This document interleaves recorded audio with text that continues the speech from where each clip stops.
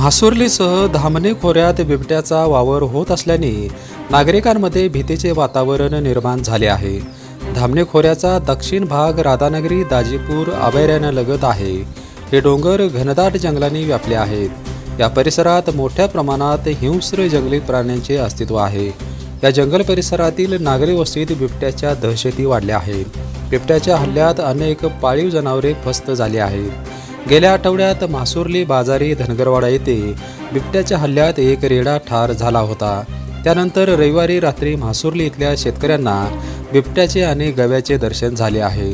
त्यामुळे ग्रामस्थ भयभीत झाले आहेत। बाजारवाडा, मानेवाडी, म्हासुर्ली या परिसरात सद्यस्थितीत गेल्या 4-5 दिवसापासून बिबट्याचा वावर दिसून येतोय। ही वस्तुस्थिती खरी आहे। आम्ही त्याची शहानिशा केलेली आहे।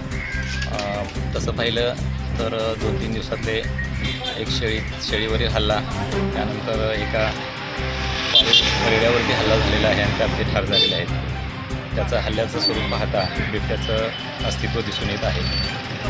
आम्ही ठिकठिकाणी ट्रॅप कॅमेरे लावून त्याच्यावरती वॉच ठेवलेली आहे। बीपीएनसाठी राधानगरीहून उत्तम पाटील।